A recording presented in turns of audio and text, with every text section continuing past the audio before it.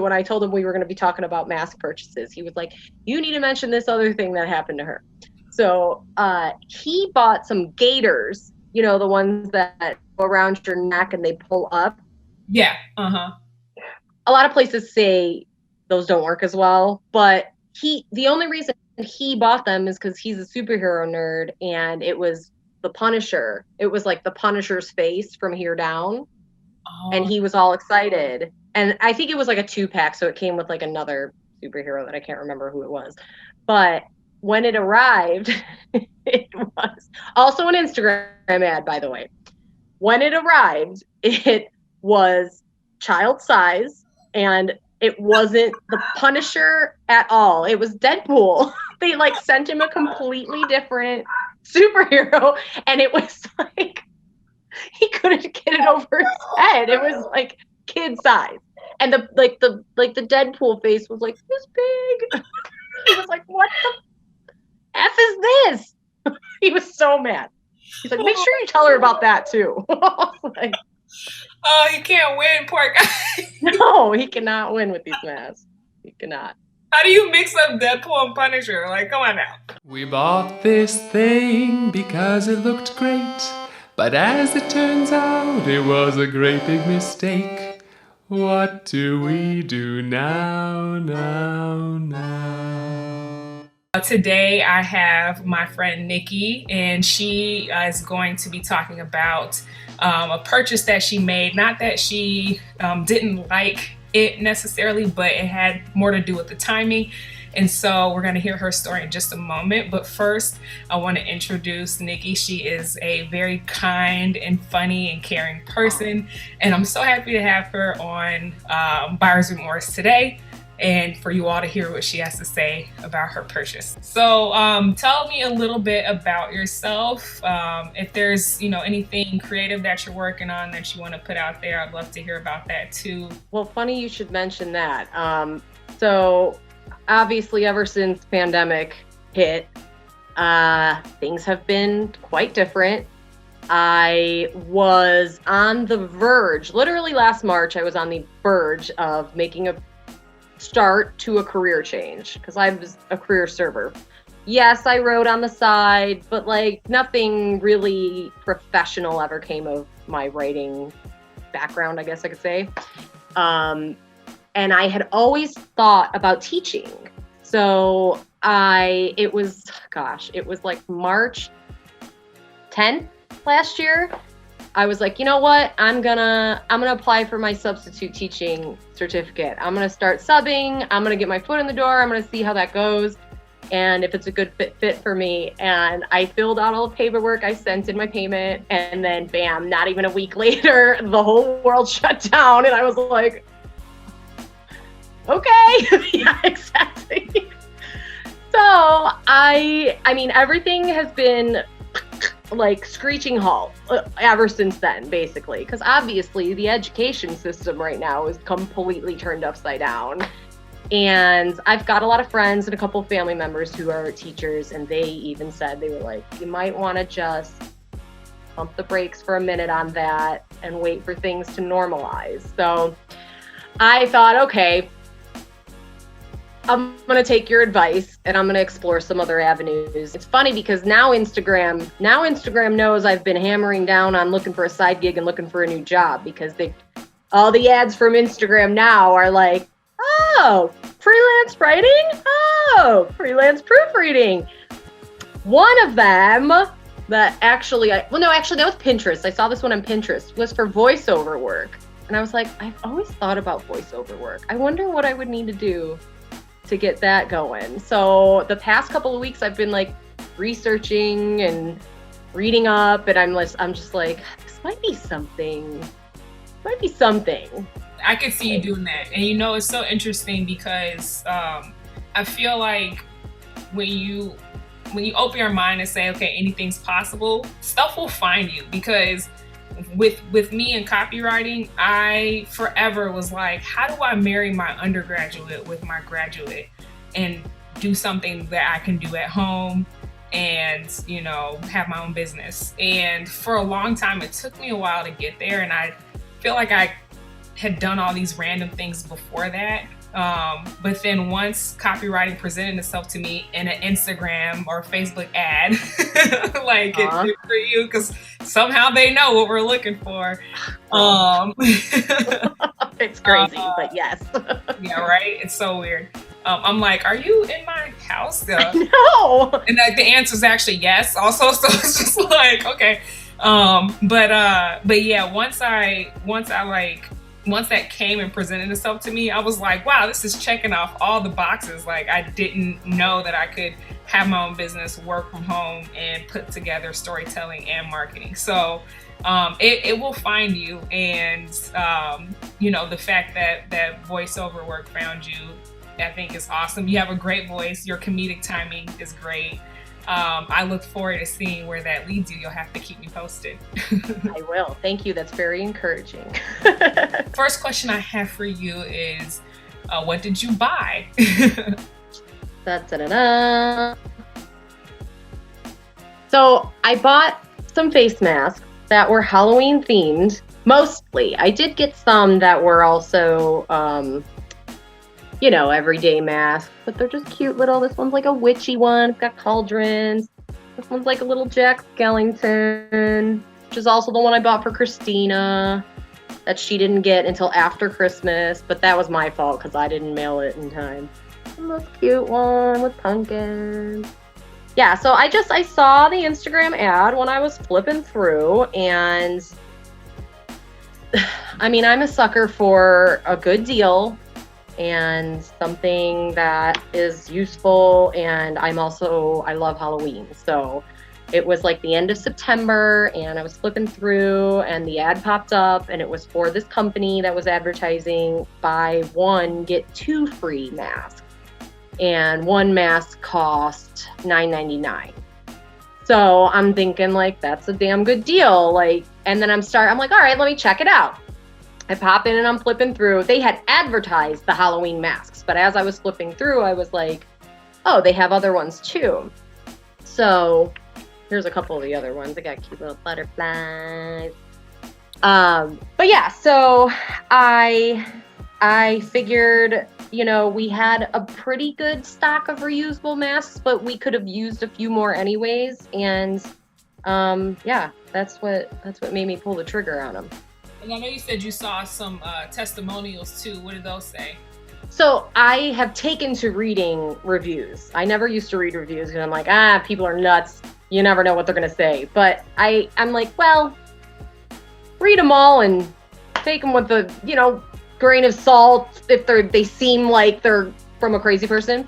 But the reviews for these were, not only are they cute and festive, but they have adjustable straps, which my husband is a large man and he has a large head. So that was a selling point too, where I was like, oh, we don't have any of those masks where you can adjust them.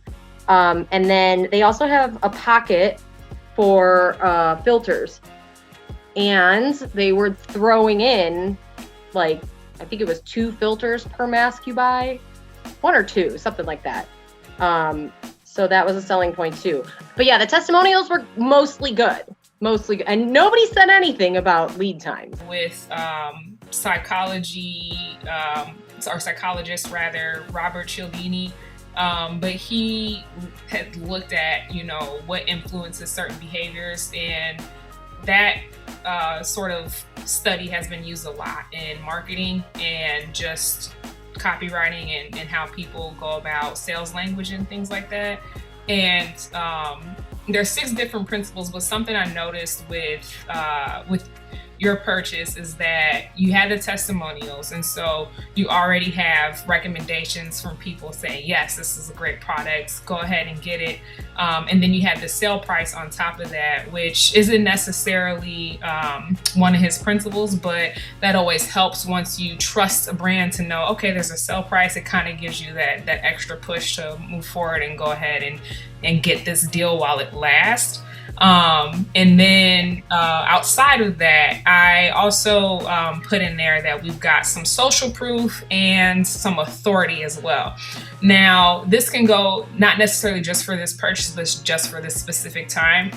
Just because with COVID and things like that, you have experts, medical experts in the CDC telling us that it's best to wear a mask versus nothing because it's supposed to minimize the spread and things like that, blah, blah, blah. You've heard it all. And so you've already got, them telling you to get a mask. But then you also have social proof, meaning that we see everyone around us mostly wearing them as well. And we don't want to be that odd person or that weird non-mask person that's like, I don't need it, because again, we've already got experts telling us we do, and then we've got everybody else wearing them as well. So that can be why you even started, their purchase in the first place.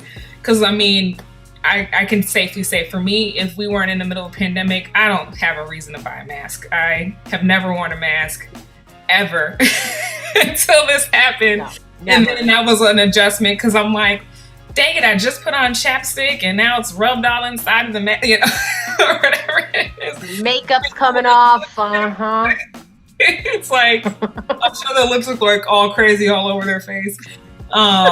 But yeah, outside of, this company just getting with the times and being able to produce this product for you, based off of, the current state of the world, it's like, okay, now we have the, the fact that these testimonials are saying, yes, let's go ahead and, dive in and make this purchase. So the reason why I'm telling you all of this is so you can kind of understand like what led you to your decision. Because I think for some people, we buy things and we have a certain expectation, or we get them and then we get home and we're like, why did I buy this? And I know you say you're a sucker for Instagram ads. So if next time you look at an Instagram ad and you're thinking about whether you should buy something or not, I'm not telling you not to buy it, but you can think a little bit more about like, okay, why do I really need this, and why am I interested in this, and make an educated decision on your purchase. On that note, I wanted to bring up as well, because I have been more apprehensive about getting suckered into the Instagram ad purchases. But there's one that I have been, and you've probably seen it because it's literally always there. There's a foundation. I'm not gonna say the name of the brand, but there's a foundation and concealer combo. And talk about testimonials. I mean, every single ad is a girl putting on the foundation. She's like, oh my God, it's like my skin. It's a perfect match. It was all done online. I'm like, I gotta have it. So I've been holding back. I'm like, don't do it. It's not cheap either. But if it was a good product, I'd be willing to spend that money. I want to trust the company and that their testimonials are real, and that they're not necessarily filtering the ones that aren't good and putting them off to the side somewhere. But even if you go on YouTube and you type in the name of the product, you usually have people that give these like 5-10 minute reviews on whatever it is that they got, and they're usually pretty honest. So if I'm not sure about making that like next step, I'll usually go to YouTube and I'm like, okay, what are people really saying? I've done that too. I got a couple beauty gurus I like to check on every now and then. I was like, have they tried this out? Mixed reviews. I've gotten mixed reviews from those people. So I'm like, duh. Why do you regret buying the mask? So the whole reason I regretted buying these masks is because it took way long for them to arrive. And by the time they did arrive, the Halloween season was almost over. And I was like, well, I've got 5 Halloween masks now that hopefully, my God, please, I won't have to wear next year for Halloween, although it's looking like we might. I according to, that didn't reflect what they told me the lead time would be. When I made the purchase at the end of September, they said, I want to say 5 to 7 business days. And I did not receive these I was researching my emails because I did end up emailing them and asking about it. And I want to say that was around October 16th when I emailed them like, hey, I ordered these masks. I was hoping to, I ordered these Halloween masks. I was hoping to have them for Halloween. Like, are they coming? It's been over 5 to 7 business days. And they did get back to me. I want to say within like 2 days, they got back to me and they were like, we're waiting on a shipment. It's supposed to be in on Friday. Keep an eye on your email because we're going to send a notification when they get shipped out, and it should be any day now. Well, gosh, it did come in that I did get the email after that. I want to say maybe that following Saturday. And luckily, I got the masks right before we were leaving for a road trip. We were staying in a cabin in Tennessee, because, you know, it's what we do. And it's pandemic vacation, that's like perfect. You know, we got in the car, we stopped for gas only, and we got to the cabin and we hunkered down. So we did have them for that trip, which was great. But, you know, we were there, we left the day before Halloween. So we got home, we had one day to wear them at home, and then that was that. Although I will say I have been wearing them just because I'm like, they're at the bottom of the mask pile. If all the other masks are dirty, these are the ones I'm like, well, we're going to pretend that it's still fall and we're going to wear this cute little fall Halloween pumpkin mask. That's so funny. It's like your underwear drawer. Like you have all of your like best underwear up top. And then, you know, when you get to the bottom and you got the ones that aren't as great, you're like, yeah, okay, it's time to do laundry. Yeah. And I was glad that they responded to me in a relatively timely manner, and they handled it okay. I also know, especially being married to a trucker, that shipping ever since the pandemic lead times are taking a little bit longer. Yeah. And I almost, yes, they gave me a lead time that was incorrect, but I almost have to blame myself for like thinking that I would have enough time accurately seasonally with these masks. It's okay as long as you had fun with it, and you know, and like you said, we don't know what this what this year will look like for Halloween. But I mean, at the end of the day, it's a piece of cloth. You could maybe make it into something, you know, funny, or repurpose it into. I think people are making like mask quilts or something like that. So well, there's an idea. Oh yeah. Well, but I know you said that these were like Sean's favorite masks as well. So was this something that he came to you about beforehand because you guys had bought from them before, or he bought from them before, or like what part does he play in this? Well, we had never purchased from this company before, and I kind of did all the mask purchasing, you know, back in April, obviously because Sean was working a lot, and he had more need for them than I did because, I mean, for the longest time, and really now still, like, I only went to the grocery store and to run the errands, and that was that. But your first few masks I had purchased, he did have feedback on them, and that's why these, I was like, oh, okay, because most of his feedback was my head is big, and it's pulling my ears down, and it's giving me a headache, and I need something bigger. God bless my stepmom. She gave us a couple of masks that her best friend hand sewed, and the mask portion was huge.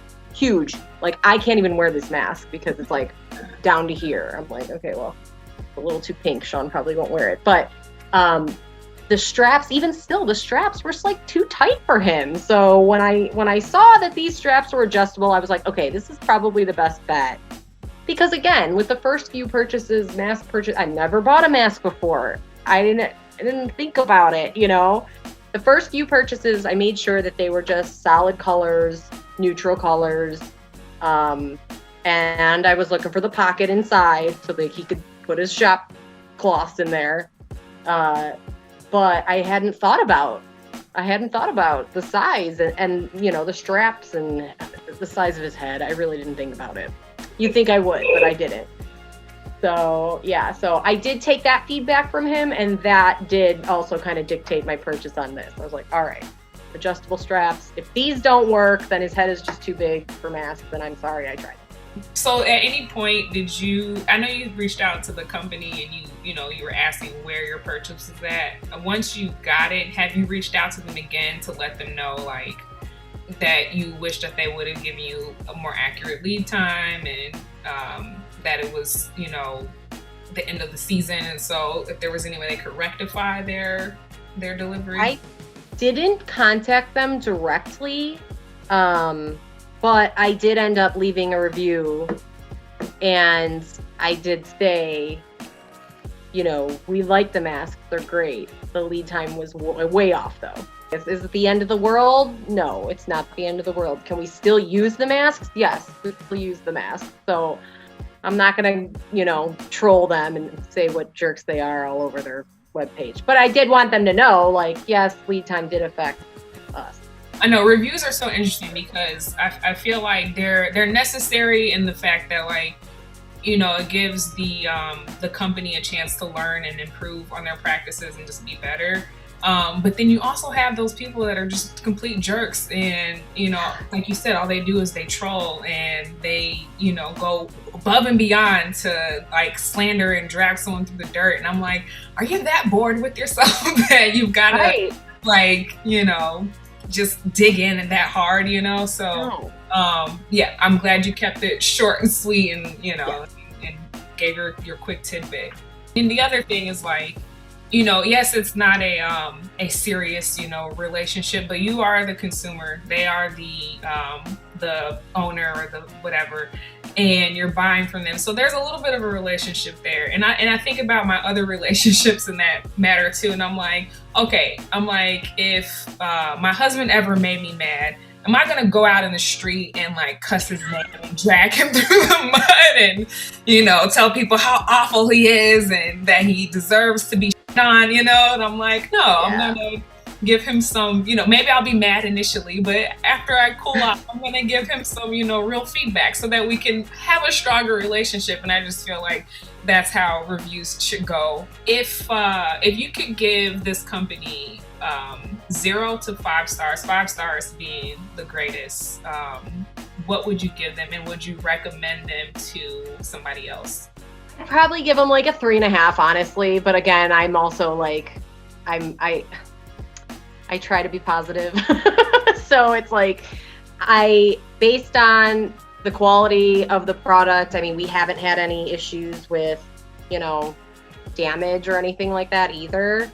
And I guess the sale price, I mean, that was a good deal. That was the best deal I've seen thus far. I'd probably give them like a 3.5. And I probably would buy from them again. I just wouldn't do the seasonal one again. Right. So yeah, I would probably recommend them, especially for our big-headed friends out there. But yeah, it's like the difference of knowing and not knowing. That's the thing. Makes the whole purchase, That's it. Exactly. It makes you feel warm and fuzzy inside knowing that it is coming. They didn't forget about you. Like, they are reassuring us it's gonna come. We know. We took your money. Yeah. We're gonna make something happen for you. The masks, I was like, are they coming? Can I have a fancy Halloween mask for Halloween or no? Right. And then the other thing too is you start to wonder, you're like, did I put in the right address? Mm-hmm. Yeah, like, did I actually click purchase? There's all these things where your brain kind of goes off and you're like, hold on. Or like maybe you forget about it for a while and then all of a sudden it pops in your head like, those should have been here by now. Yes, that has happened to me as well. Mm-hmm. So all of the companies out there that keep us updated on where our deliveries are at so that we're not sitting here trying to fill in the blanks ourselves. Thank you. Thank you, companies that do that. That concludes our interview, and I love that you had the time to spend with me for this. This excites me. I know some people are probably like, why are they talking about buyer's remorse? But seriously, like, this excites me just because it's relatable. we all, have our reasons, and it's nice to, talk to normal people like you. Thank you for having me. Thank you for your support.